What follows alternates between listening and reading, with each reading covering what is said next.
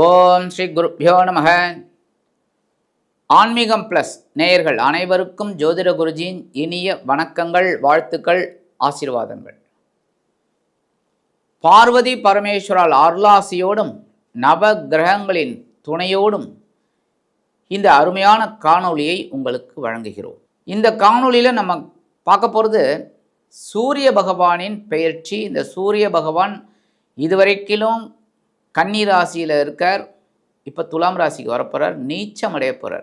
இந்த துலாம் ராசியில் இந்த பித்ருக்காரகன் சூரிய பகவான் 18/10/2025 முதல் 16/11/2025 நீச்சம் அடைந்து துலாம் ராசியில் சஞ்சாரம் பண்ணுறார். ஆக்சுவலாக பார்த்திங்கன்னா இந்த நீச்சம் உச்சம் இதெல்லாம் பார்த்திங்கன்னா சூரிய பகவானுக்கு கிடையவே கிடையாது. ஏன் அப்படின்னா சூரியனோட ஒளியை வாங்கியிருந்தால் எல்லா கிரகங்களும் சப்போர்ட்டிவாக இருக்குது. ஆனால் இதில் நீச்சம் அப்படிங்கிறதுக்கு என்ன அர்த்தம் அப்படின்னா சூரிய பகவான் மேஷத்தில் உச்சம் அப்படின்னா துலாமில் நீச்சம், 7ஆம் இடம் நீச்சம். இந்த நீச்சம் அப்படிங்கிறதுக்கு விஞ்ஞான பூர்வமாக நம்ம அருமையாக சொல்லலாம். என்ன அப்படின்னா இந்த சூரிய பகவான் துலாம் ராசியில் ஏன் நீச்சம் அடைகிறார், மேஷ ராசியில் ஏன் உச்சம் அடைகிறார்? விஞ்ஞான ரீதியாக பார்க்கும்போது இந்த சூரிய பகவான் தட்சிணாயன புண்ணிய காலத்தில் துலாம் ராசியில் வரார். பூமிக்கும் சூரிய பகவானுக்கும் இடையில டிஸ்டன்ஸ் அதிகமாகுது. ஏன்னா நம்ம பூமி நீள்வட்ட பாதையில் தானே சுற்றின்னு வருது. அதனால் இந்த சூரியனுக்கும் பூமிக்கும் இடையில இடைப்பட்ட தூரம் அதிகமாகிறது ஒன்று. ரெண்டாவது, இந்த மழை காலத்தில் சூரிய பகவானை பார்க்க முடியுமா? பார்க்க முடியாது. ஏன்னா மேகங்கள் மறைச்சிருக்கும். அந்த மேகங்கள் மறைச்சிருக்கும் போது சூரியனோட ஒளி கதிர்கள் பார்த்திங்கன்னா அந்த பூமியில் ஒரு உஷ்ணத்தோடு வரத்துக்கு வாய்ப்பே கிடையாது. பூமி குளிர்ந்து இருக்கும். அப்போ சூரியனுக்கும் பூமிக்கும் டிஸ்டன்ஸ் ஆகிறதுனால தான் சூரியன் நீச்சம்னு நம்ம சொல்கிறோம். அடுத்து கார்த்திகை மாதம். கார்த்திகை வந்த உடனே பார்த்திங்கன்னா மழை விட்டுடும். எப்போ அப்படின்னா கார்த்திகை தீபத்தோடு விட்டுடும். கார்த்திகையோட மழை போச்சு, கர்ணனோட கொடை போச்சுன்னு ஒரு பழமொழியே உண்டு. கார்த்திகையோட மழை பெய்யும்னு அந்த காலத்தில். இப்போ டிசம்பரில் மழை பெய்யுறது, ஜனவரிலையும் மழை பெய்யுறது, அது அடுத்த விஷயம். மேஷராசியில் ஏன் உச்சமடைகிறார்? பூமிக்கும் சூரியனுக்கும் இடைப்பட்ட தூரம் ரொம்ப கம்மி. அப்போ இந்த உஷ்ணமான கதிர்கள் நம்ம பூமியில் விழுறதுனால தான் உச்சம். ஆக சூரியனுக்குன்னு பார்த்தீங்கன்னா தனியாக உச்சம் நீச்சம் எந்த கிரகத்துக்குமே கிடையாது. நம்ம பூமியில் வசிக்கிறதுனால தான் இந்த உச்சம் நீச்சம்லாம். அந்த வகையில் துலாம் ராசியில் அவர் நீச்சம் அடைகிறார். நீச்சம் அப்படிங்கும் போதே சுக்கிரனும் அங்கே இருக்கிறதுனால அங்கே வரார். சுக்கிரனும் வரும்போது நீச்சபங்கராஜ யோகம் உண்டாயிடுறது. ஏன்னா சுக்கிரன் அங்கே ஆட்சி. 18/10/2025 முதல் 22/10/2025 வரைக்கும் செவ்வாய் பகவானோட சித்திரை நட்சத்திர காலில் இந்த சூரிய பகவான் நீச்சமடைந்து சஞ்சாரம் பண்ணுறார். 23/10/2025 முதல் 5/11/2025 வரைக்கும் ராகு பகவானின் சுவாதி நட்சத்திர காலில் டிராவல் பண்ணுறார். 6/11/2025 முதல் 16/11/2025 வரைக்கும் குரு பகவானின் விசாக நட்சத்திர காலில் டிராவல் பண்ணுறார்.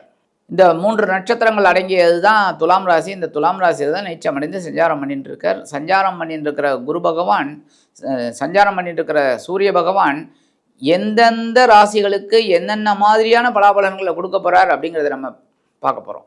இந்த பதிவுக்கு போகிறதுக்கு முன்னாடி சப்ஸ்கிரைப் பண்ண அனைத்து இனிய நெஞ்சங்களுக்கும் எங்களது நன்றிகள். அதே சமயம் நிறைய பேர் எங்களுக்கு பேராதரவு கொடுக்குறீங்க, அதுவும் ரொம்ப சந்தோஷமாக இருக்குது. நிறைய பேர் பாருங்கள், லைக் பண்ணுங்கள், ஷேர் பண்ணுங்கள், கமெண்ட் பண்ணுங்கள். ஓம் ஆதித்யாய வித்மகே திவாகராய தீமகி தன்னோ சூரிய பிரச்சோதயாத்.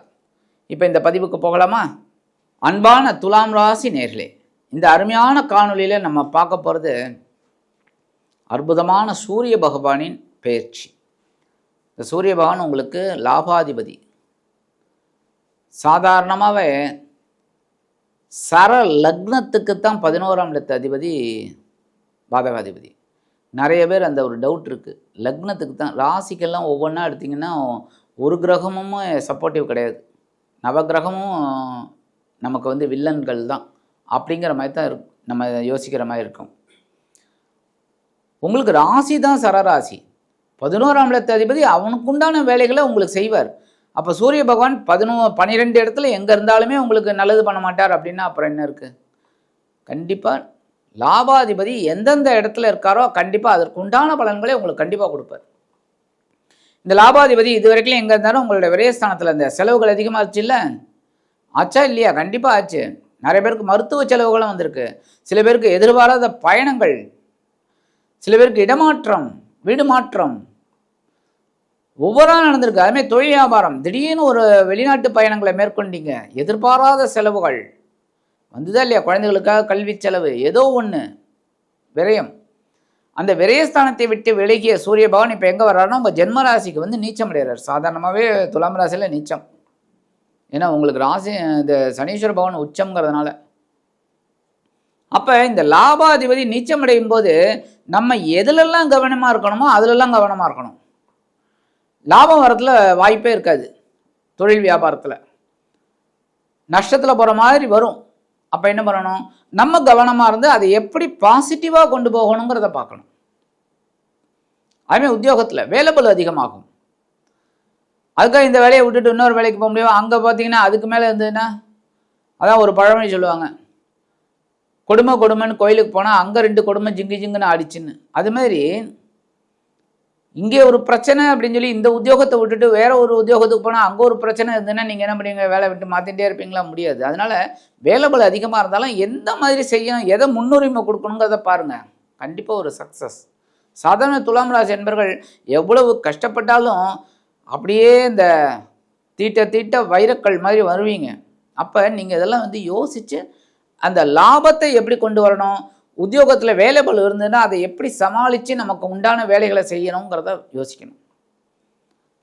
ஒவ்வொரு விஷயத்துலையும் ஜென்மராசி அப்படிங்கும்போது கண்டிப்பாக உடல் ஆரோக்கியத்தில் கவனமாக இருங்க. ஏன்னா அந்த துலாம் ராசி என்பவர்களுக்கு சாதாரணமாகவே கபத் தொல்லை இருக்கும், சளி தொல்லை நிறைய பேருக்கு இருக்கும். அதேமாதிரி இந்த சுகர் பேஷண்ட் கண்டிப்பாக நிறைய பேர் இருப்பீங்க, டயபெட்டிக் பேஷண்ட் நிறைய பேர் இருப்பீங்க, பிபி பேஷண்ட். அப்போ அதற்குண்டான கரெக்டாக மருத்துவ செலவுகளெல்லாம் நீங்கள் கரெக்டாக எடுத்துக்கணும். மாத்திரை மருந்தெல்லாம் கரெக்டாக எடுத்துக்கணும். அவ்வளோதான். அதை கவனமாக இருந்து உணவு கட்டுப்பாடு எடுத்தீங்கன்னாலும் ரொம்ப விசேஷம். முடிஞ்சு போச்சு, ஃபர்ஸ்ட் கிளாஸ். 18/10/2025 முதல் 22/10/2025 இருக்கலாம். 2-7 கூடிய அதிபதி செவ்வாய் பகவானின் சித்திரை நட்சத்திர காலம் வரும்போது உங்களுக்கு தனவரவு கொஞ்சம் டைட்டாக இருக்கிற மாதிரி இருக்கும். ஆனால் ஒரு நாள் இல்லை, அடுத்த நாள் வந்துடும், ஒன்றும் கவலைப்பட வேணாம். அந்த மாதிரி இருக்கும். அதேமாதிரி வாழ்க்கை தன்னோட உடல் ஆரோக்கியத்தில் கவனமாக இருங்க. நண்பர்கள் விஷயத்தில் கவனமாக இருங்க. கூட்டாளிகள் விஷயத்தில் கவனமாக இருங்க. படிக்கிற குழந்தைகள் நல்லா படிக்கணும், கருத்தூன்றி படிக்கணும். 23/10/2025 முதல் 5/11/2025 இருக்கலாம். ராகுவின் சுவாதி நட்சத்திர காலில் ட்ராவல் பண்ணுறார். இந்த காலகட்டம் உங்களுக்கு ரொம்ப கடுமையாக இருக்கிற மாதிரி இருக்கும். ஏன்னா உங்களுக்கு சாதாரணமாகவே கற்பனை திறன் அதிகம். நிறைய யோசிப்பீங்க, யோசிச்சுக்கிட்டே இருப்பீங்க. 24 மணி நேரம் யோசிக்கணும்னா கூட யோசிப்பீங்க, தூக்கத்தில் கூட யோசிப்பீங்க. கற்பனை சஞ்சாரம் உங்களுக்கு அதிகமாகவே இருக்கும். கற்பனை இப்படி, அதாவது ஒரு சாதாரணமாக ஒரு பிஸ்னஸ் பண்ணீங்க அப்படின்னா அப்படியே ஆஹா அப்படியே பண்ணி அப்படியே போயிடுது அப்படிங்கிற மாதிரி இருக்கும். எழுந்து பார்த்தா கனவு, அந்த மாதிரி இருக்கும். கனவுலேயே இருப்பீங்க. கனவு தொழிற்சாலைன்னு வச்சுக்கலாம். அந்த வகையில் இப்போ பிரம்மாண்டம் வேறு வரும், மாயை வேறு வரும், இப்படிலாம். அப்போ யோசிக்கணும். நீங்கள் ஒவ்வொரு விஷயத்துலையும் ஒரு வீடு வாங்குறீங்க அப்படின்னா கரெக்டாக இருக்கா, வில்லங்கம் இல்லாமல் இருக்கா, அப்படி இருக்கா, இப்படி இருக்கா, எல்லாம் பார்த்துக்கணும். கரெக்டாக இந்த டாக்குமெண்ட்ஸ் கரெக்டாக இருக்கான்னு. ஏன் ஏதாவது ஒரு விஷயம் புதுசாக வேலை தேடுறவங்க இன்னும் நல்ல வேலையாது அப்படின்னு நீங்கள் பார்த்து தான் அதில் ஜாயின் பண்ணணும். அதுமாதிரி தொழில் வியாபாரம் கவனமாக இருக்கணும். பிரம்மாண்டம் வேற, ஆர்ப்பாட்டம் வேற. நம்ம அதிலெல்லாம் கவனமாக இருக்கிறது நல்லது. 6/11/2025 முதல் 16/11/2025 இருக்கலாம். 3-6 கூடிய அதிபதி குரு பகவானின் விசாக நட்சத்திர காலில் வரார். விசாக நட்சத்திர காலில் வரும்போது கொஞ்சம் பரவாயில்லை அப்படிங்கிற மாதிரி இருக்கும். என்ன அப்படின்னா 3ஆம் இடத்து அதிபதியோட நட்சத்திர சாரம். இப்போ முயற்சிகள் உங்களுக்கு சாதகமாகும். இப்போ புதுசாக வேலை தெரியுங்க அப்படின்னு நல்ல வேலை வாய்ப்பு கிடைக்கும். தொழில் வியாபாரத்தில் இருந்து வந்தால் இந்த குமைச்சல் எல்லாம் குறைஞ்சிரும். அதே சமயம் உத்தியோகத்தில் உங்களுக்கு ஒரு பவர் கிடைக்கும். இவ்வளோ நாள் பட்ட கஷ்டம், நான் ஏற்கனவே முதல்ல என்ன சொன்னேன், உங்களுக்கு இந்த உத்தியோகத்தில் கொஞ்சம் நெருக்கடிகள் இருக்கும், விட்டுறாதீங்க, உங்கள் உண்டான வேலைகளை செய்யுங்கன்னு. அதுக்குண்டான பலன்களை இப்போ நீங்கள் அனுபவிப்பீங்க. நல்லபடியான ஒரு முன்னேற்றம் கிடைக்கும். பதவி உயர்வு, சம்பள உயர்வு இதெல்லாம் வரத்துக்கு வாய்ப்பு இருக்குது. இருந்தாலும் நண்பர்கள் விஷயத்தில் கொஞ்சம் கவனமாக இருங்க. அதாவது உங்களோட கூட்டாளிகள்னு சொல்கிறாங்க பார்த்தீங்களா, அவங்கக்கிட்டலாம் ஜாக்கிரதையாக இருக்கணும். அவங்கக்கிட்டலாம் ரொம்ப கவனமாக இருக்கணும். ஏன்னா இந்த உலகம் வந்து ஏமாற்று உலகம். அவன் கூடவே இருந்து குழி பறிப்பான். ஸோ கவனமாக இருக்கிறது நல்லது. அதுவும் நண்பர்கள் விஷயத்தில் ரொம்ப கவனமாக இருக்கணும். ஒவ்வொரு விஷயத்துலையும் இந்த பேர் சில பேருக்கு கடன் சுமை குறையும். சில பேருக்கு எதிர்பாராத கடன் வாங்கக்கூடிய ஒரு சூழலும் உண்டாகும். ஆமாங்க, ஒரு வீடு வாங்குறீங்க, மனை வாங்குறீங்க அப்படின்னா அது கொஞ்சம் எக்ஸ்ட்ரா பைசா அப்படிங்கும்போது சரி வாங்கி போட்டுடலாம் அப்படிங்கிற மாதிரிலாம் வரும். அப்போ கடன் சுமையும் அதிகமாகும். சில பேருக்கு கடனை குறைக்கக்கூடிய ஒரு அம்சமும் கிடைக்கும். ஏன்னா உங்களுக்கு குரு வந்து 10ஆம் இடத்துக்கு அதிசாரமாக வந்துட்டார். ஸோ உத்தியோகத்தில் ஒரு பெரிய ப்ரெஷரை கொடுத்தா கூட ஒரு நல்லது பண்ணுவார். அப்போ இந்த மாதிரி நேரத்துலலாம் உங்களுக்கு சில சாதகமான ஒரு சூழல் கண்டிப்பாக அமையும். என்னதான் பலம் இல்லை அப்படின்னாலும் அதுமாதிரி உடல் ஆரோக்கியம் பார்த்திங்கன்னா சூப்பராகிடும். நல்லபடியாக ஒரு உடல் ஆரோக்கியம் நல்லபடியாக ஆகிடும் இந்த காலகட்டத்தில். சரி, பரிகாரமாக என்ன பண்ணணும் அப்படின்னா கண்டிப்பாக நீங்கள் ஆத்ம பிரதட்சணம் பண்ணுங்க. சூரிய பகவானுக்கு ஆத்ம பிரதட்சணம் 2 தடவை பண்ணுங்க. பண்ணிவிட்டு ஆதித்ய ஹிருதயம் கண்டிப்பாக சொல்லணும் சூரிய பகவான். ஏன்னா அந்த சூரிய பகவானை வந்து எப்படி ராமபிரானே தொழுதார். அகத்தியர் சொன்ன மந்திரம் இந்த ஆதித்ய ஹிருதயம் சொல்ல சொல்ல ராமபிரான் போருக்கு போகிறதுக்கு முன்னாடி சொல்லி வெற்றி அடைந்தார் அப்படின்னு ஒரு இது இருக்குது. அதனால் நீங்கள் வெற்றி அடையணும் அப்படின்னா கண்டிப்பாக ஆதித்ய ஹிருதயம் கேளுங்க, முடிஞ்சால் சொல்லுங்க. சரியா? ரொம்ப விசேஷம். ஞாயிற்றுக்கிழமை நவகிரகங்களில் சூரிய பகவானுக்கு நெய் தீபம் போடுங்க. 4 வாரம் தான், அற்புதமான பலன்கள் உங்களுக்கு கண்டிப்பாக கிடைக்கும்.